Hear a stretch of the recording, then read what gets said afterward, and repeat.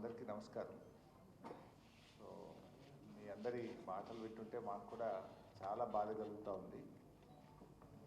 అయితే ముందు రెండు విషయాలుగా ఈ అంశాన్ని డీల్ చేద్దాం.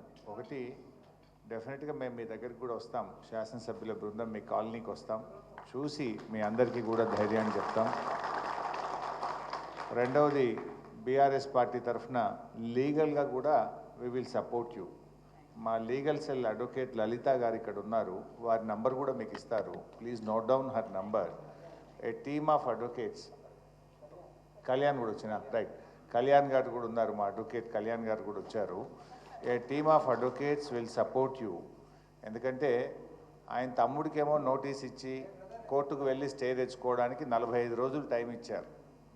కానీ పేదవాళ్ళకు మాత్రం రాత్రికి రాత్రి వచ్చి బుల్డోజర్లు పెట్టి కూలగొడుతున్నారు. అంటే పేదవాడికి ఒక న్యాయం, నీ కుటుంబ సభ్యులకు ఒక న్యాయం అన్నట్టుగా తయారైపోయింది రాష్ట్రంలో.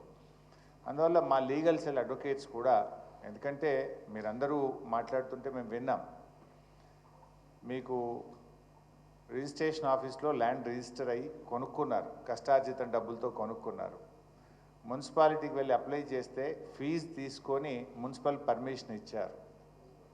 తర్వాత మీరు ఇల్లు కట్టుకోవడానికి బ్యాంకుకు వెళితే ఆ డాక్యుమెంట్స్ పరిశీలించి బ్యాంకు మీకు లోన్ ఇచ్చింది. ఇల్లు కట్టుకున్న తర్వాత మున్సిపల్ ట్యాక్స్ కడుతున్నారు, విద్యుత్ కనెక్షన్ తీసుకొని బిల్లు కడుతున్నారు, వాటర్ కనెక్షన్ తీసుకొని బిల్లు కడుతున్నారు. అన్నీ కూడా ప్రభుత్వమే. మీకు ప్రభుత్వాలు మారచ్చు, ఒకప్పుడు కాంగ్రెస్ ఉండొచ్చు, మధ్యలో తెలుగుదేశం ఉండొచ్చు, తర్వాత బీఆర్ఎస్ ఉండొచ్చు, తర్వాత కాంగ్రెస్ ఉండొచ్చు. Government is a continuous process. A government అయినా కొత్త నిర్ణయాలు తీసుకుంటే అది ప్రాస్పెక్టివ్ ఉండాలి తప్ప రెట్రాస్పెక్టివ్ ఉండకూడదు. మరి గతంలో మీ కాంగ్రెస్ ప్రభుత్వం అధికారంలో ఉన్నప్పుడు 1993లో కూడా ఇల్లు కట్టుకున్నామని ఒక సోదరీమని చెప్పింది. మరి అప్పుడు కాంగ్రెస్ గవర్నమెంటే ఉంది కదా, అంతకుముందు నువ్వు ఉన్న తెలుగుదేశం ప్రభుత్వమే ఉంది కదా. అప్పుడున్న ప్రభుత్వాలు అనుమతి ఇచ్చినప్పుడు, లోన్లు తీసుకున్నప్పుడు, ఇప్పుడు తిరిగి వాటిని కూల్స్తామంటే అది అన్యాయం, అది అక్రమం, విచ్ ఈజ్ నాట్ కరెక్ట్. అయినా నువ్వు చేస్తున్న గొప్ప పని ఏంటి? సుందరీకరణ. ఇప్పుడు కేసీఆర్ గారు మిషన్ భగీరథ పెడితే ప్రతి ఇంటికి త్రాగునీరు ఇవ్వడం కోసం ఒక ప్రాజెక్టు చేసిందంటే ప్రజలకు ఉపయోగపడ్డది. లేదు, ఒక కాళేశ్వరం ప్రాజెక్టు కడితే కొన్ని లక్షల ఎకరాలకు త్రాగునీరు, సాగునీరు అంది కొన్ని లక్షల రైతుల కుటుంబాలకు మేలు జరిగింది. నువ్వు ఏంటి ఇప్పుడు మూసీలో గోదావరి నీళ్లు బారిస్తా అంటే నువ్వు పారించేది గోదావరి నీళ్లు కాదు చెల్లి అన్నట్టు ఈ పేద మధ్యతరగతి ప్రజల రక్తం బారించేటువంటి ప్రయత్నం చేస్తున్నావు. వీళ్ళ కన్నీళ్లు బారిస్తున్నావు. మూసీలో గోదావరి నీళ్లు కాదు, ఈ పేదల కన్నీళ్లు బారించేటువంటి ప్రయత్నం చేస్తున్నావు. నీ హైడ్రా అంటే ఓ హైడ్రోజన్ బాంబులాగా అయిపోయింది, ఎవరికి నిద్ర లేకుండా అయిపోయింది. ఏ రాత్రి ఏమవుతుందో అని చెప్పి ఆ సోషల్ మీడియాలో కొన్ని ఇల్లు కూలగొడుతున్న దృశ్యాలు చూస్తే అసలు మా ఇల్లు ఏమవుతుంది అనేటువంటి ఒక ఆందోళనలో ఉన్నారు. ఆ బాధ అనుభవించేవాడికి తెలిస్తే తప్ప రేవంత్ రెడ్డికి తెలవట్లేదు. రేవంత్ రెడ్డి ఒక చిన్న లాజిక్ మిస్ అవుతుంది. పేదలకు, మధ్యతరగతి ప్రజలకు మేలు చేస్తే వాళ్ళు దీవెనలు ఇస్తారు, కానీ ఆ పేదల మధ్యతరగతి ప్రజల ఉసురు తీస్తే వాళ్ళు శాపనార్థాలు పెట్టారనేటువంటి లాజిక్ ఆయన మిస్ అవుతూ ఉన్నారు. చెయ్యి, నువ్వు మంచి పని చెయ్యి, ప్రజలకు పని, దేవుడు నీకు అవకాశం ఇచ్చాడు. ఈ కూలగొట్టుడేంది? ఈయనకు ఈ రేవంత్ రెడ్డిది గత కొంతకాలంగా చూస్తే కూల్చడం తప్ప కట్టడం తెలవదా ఈ మూర్ఖుడికి అనిపిస్తూ ఉంది. అన్నీ కూల్చుడే, ఎక్కడ పోయినా కేసులు, కూల్చుడు, అక్రమాలు తప్ప ఒక పేదలకు పనికొచ్చే పని, ప్రజలకు పనికొచ్చే పని ఆయన ఎక్కడ కూడా చేయట్లేదు. నేను ఐ వుడ్ లైక్ టు, మా మిత్రుడు ఇందాక ఒక ఎన్ఆర్ఐ లండన్ నుంచి, యూకే నుంచి వచ్చిన నాయుడు గారు మాట్లాడారు. రాహుల్ గాంధీ గారిని కూడా నేను అడుగుతా ఉన్నా, బుల్డోజర్ రాజ్ అని చెప్పి ఆడపోయి ప్రచారం చేస్తున్నాడు. హర్యానాలో ఎన్నికలు జరిగేటువంటి చోట్ల బుల్డోజర్ రాజ్ నహీ చలేగా అంటుండు. फिर क्या हो रहा तेलंगाना में आज बुलडोजर का राज चल रहा। ये राहुल गांधी जी ने क्या करना है? तुम जाके उधर नॉर्थ इंडिया में भाषण दे रहे कि बुलडोजर राज नहीं चलेगा, लेकिन आज के तेलंगाना में तुम्हारा सीएम रेवंत रेड्डी बुलडोजर राज चला रहा। पहले इनको रोको, वहां भाषण देने से पहले तुम्हारा सरकार में, तो आपकी कांग्रेस सरकार में, जहां पर आज गरीब लोगों का मकाना गिरा रहे, यहाँ आके बुलडोजर को रोको तुम। यहाँ रोकने के बाद वहां बात करना, नहीं तो कोई आपका बात को कोई मानने वाले नहीं रहते। ఇలా ఆయన ఆలోచించాలి కదా. ఆయన పోయి దేశమంతా తిరిగి బుల్డోజర్ రాజ్యం నడవది అంటున్నాడు. మరి నీకు రేవంత్ రెడ్డి చేసే బుల్డోజర్ రాజ్యాన్ని ముందు ఆపాలనా వద్దా? నువ్వు ఆపకుండా మహారాష్ట్రలో, హర్యానాలో, జార్ఖండ్లో పోయి నువ్వు ఉపన్యాసాలు ఇస్తే ప్రజలు నిన్ను ఎట్లా నమ్మాలి? ఏ విధంగా నమ్ముతారు? నువ్వు ఆపు, ముందు తెలంగాణలో బుల్డోజర్ రాజుని ఆపు, ఈ అన్యాయాన్ని ఆపు, ఈ పేదల కష్టాలని ఆపాలని చెప్పి నేను రాహుల్ గాంధీ గారిని కూడా ఈరోజు ఇక్కడి నుంచి డిమాండ్ చేయడం జరుగుతూ ఉంది. నిజంగా మీరు మాట్లాడారు, పాపం ఒక సోదరిమణి ఇందాక మాట్లాడుతూ ఇంకా 2035 వరకు మేము ఈఎంఐ కట్టాలి అన్నారు.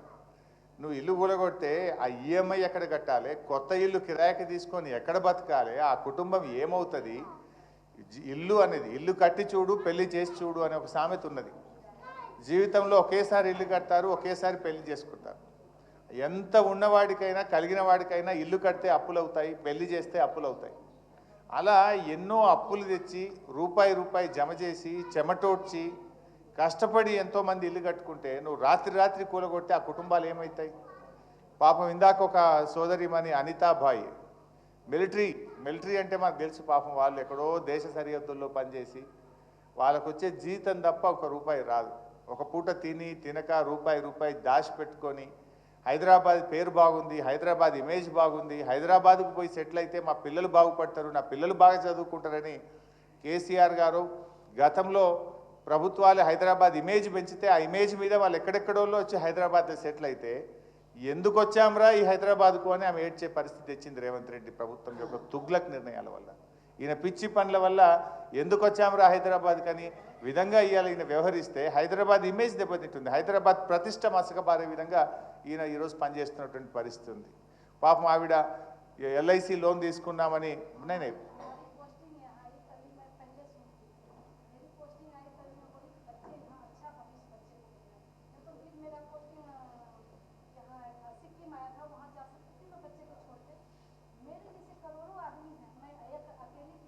नहीं आप अच्छा बोले,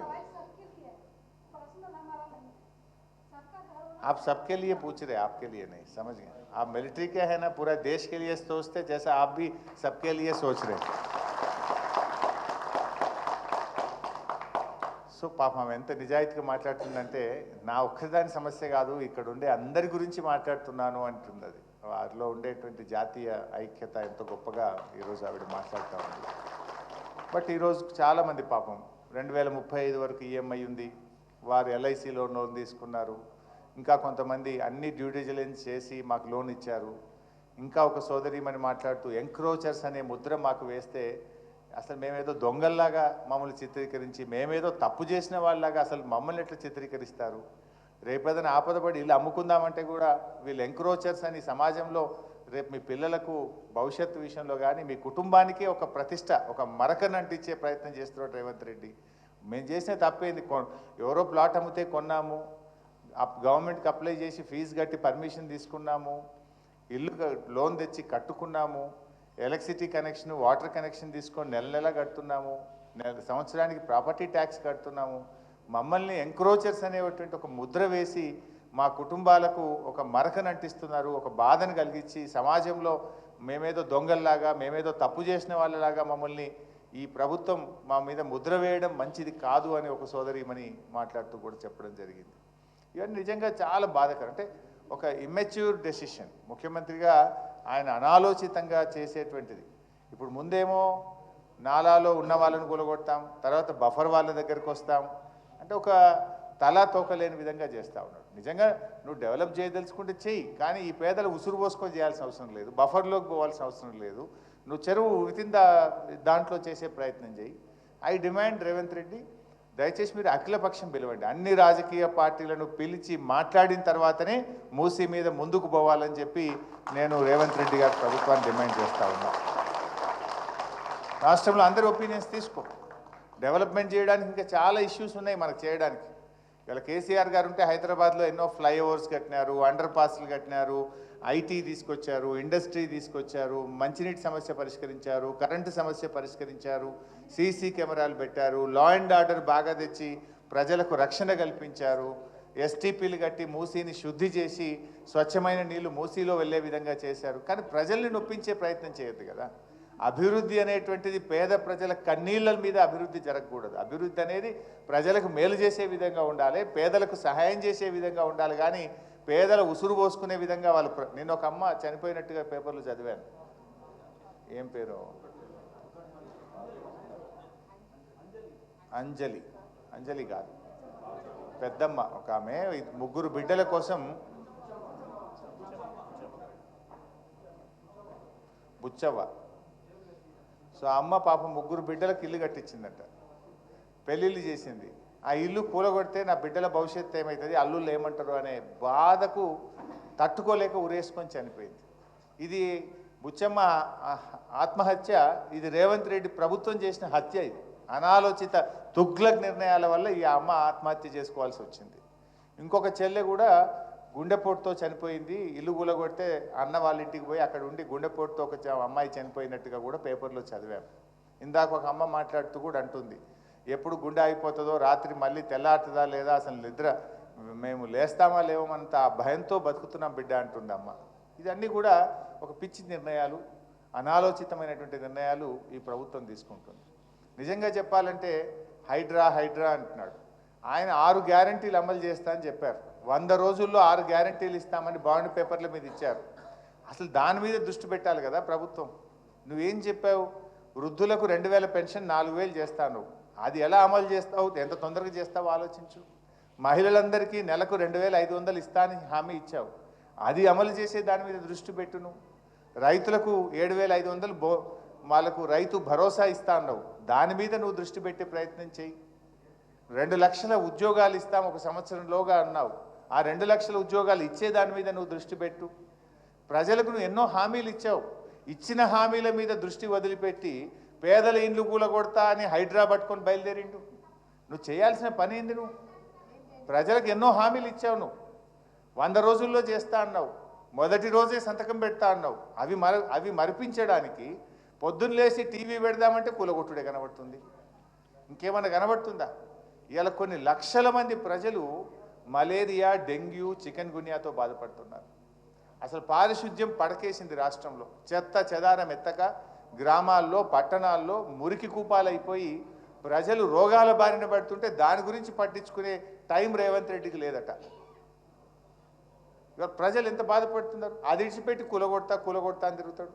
ఒక ముఖ్యమంత్రిగా ప్రజల ఆరోగ్యం మీద దృష్టి పెట్టు, పారిశుద్ధ్యం మీద దృష్టి పెట్టు. ఇలా హాస్టళ్లలో పిల్లలు పోతే ఎస్సీ, ఎస్టీ, బీసీ హాస్టల్లో అన్నం పెడతలేరు. పురుగులు అన్నం పెడితే పిల్లలు రోడ్ల మీదకి వస్తున్నారు. చదువులు దెబ్బతింటున్నాయి, పిల్లల భవిష్యత్తు దెబ్బతింటున్నది. ఆ ఎస్సీ, ఎస్టీ, బీసీ పిల్లల గురించి ఆలోచించడానికి ఈయనకు టైం లేనట్టుంది. కానీ ఈయన అనవసరంగా కూలగొట్టే దాని మీద పెడతా ఉన్నాడు. ఏంది బిడ్డ?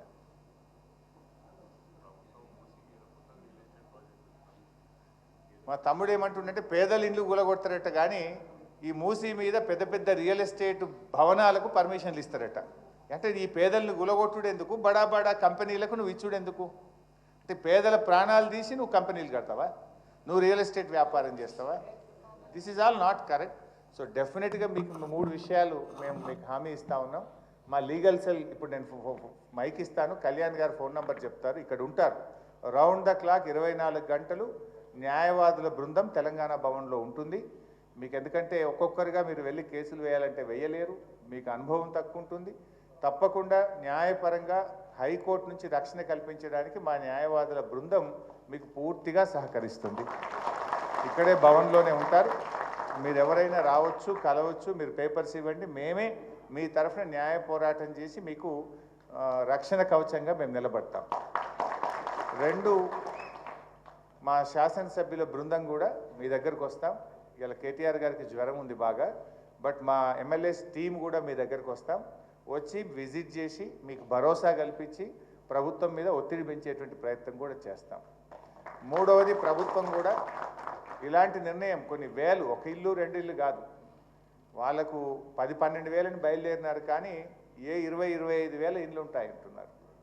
ఈవెన్ మూసీ లోపల ఉండేటువంటి వాళ్ళు కూడా ఈరోజు ఉదయం ఎవరో నాకు ఫోన్ చేశారు, మేము ఒక ఇంట్లో 3 కుటుంబాలు ఉంటాం సార్, వాడు ఒక డబుల్ బెడ్రూమ్ ఇస్తా అంటే మేము ఎట్లా బతుకుతాం సార్, మేము ఇక్కడ 3 కుటుంబాలు 3 రూమ్లు వేసుకొని బతుకుతున్నాం, ఇల్లుకి ఒక ఇల్లు ఇస్తామంటే మరి మేము ఎట్లా బతకాలి అని చెప్పి అతను ఒక అబ్బాయి ఎవరో నాకు ఫోన్లో మాట్లాడుతూ ఉండే.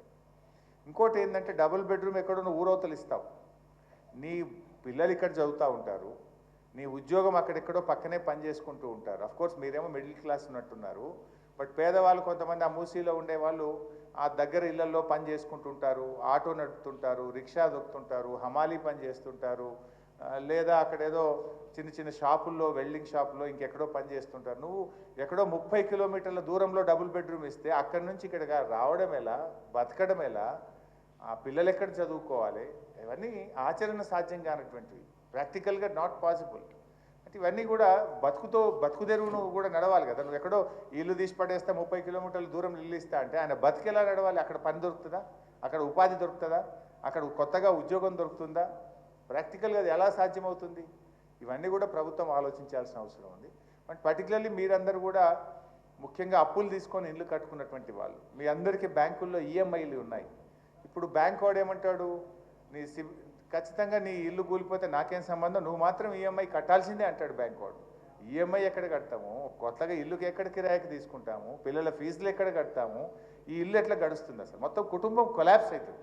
ఈ తుగ్లక్ పనుల వల్ల ఏమైందంటే మొత్తం జీవితం, ఒక కుటుంబం మొత్తం కొలాప్స్ అవుతుంది. జీవితం అనేది ఒక కళ. ప్రతి మనిషి కూడా తన జీవిత లక్ష్యంలో ఎన్నో కళలు కానీ ఒక్కొక్క రూపాయి ఖర్చు పెట్టి కాపాడుకొని కష్టపడి తన జీవితాన్ని నిర్మించుకుంటారు. ఈయన తుగ్లక్ చర్యల వల్ల ఒకే రోజు కొన్ని వేల జీవితాలను కుప్పగూల్చే విధంగా వ్యవహరిస్తూ ఉన్నాడు. డెఫినెట్గా మేము మీతో ఉంటాం, భయపడొద్దు. మీరు ఫోన్ చేస్తే కూడా మేము వచ్చి మీకు అండగా తప్పకుండా నిలబడతాం. ఎట్టి పరిస్థితుల్లో మీకు ఇబ్బంది రాకుండా చూసుకుంటాం. మీరు ధైర్యాన్ని కోల్పోవద్దు. దయచేసి ఎవరు కూడా తొందరపడి ఎక్కువ టెన్షన్ తీసుకుంటే స్ట్రెస్కు లోనై ఇబ్బందులు జరుగుతాయి. మీరు ఎక్కువ టెన్షన్ కూడా తీసుకోవద్దు. We are all with you. ఇది మీ ఇల్లు అనుకోండి, మీ మీ మీ ఫ్యామిలీ అనుకోండి. ఎప్పుడైనా మా తలుపులు తెరిచే ఉంటాయి. Any time you can come here. Our legal cell will be there and మా టీం కూడా ఉంటుంది. తొందరలోనే మేము మీ అందరం కూడా మీ దగ్గరకు వచ్చి మీ ప్రాంతాన్ని అంతా కూడా చూసి ప్రభుత్వం దృష్టికి తీసుకువెళ్ళి ఈ బఫర్ జోన్లో ఉన్నటువంటి వాళ్ళను ఇబ్బంది పెట్టకుండా తప్పకుండా మా వంతు పూర్తి సహకారాన్ని మీకు అందిస్తాం.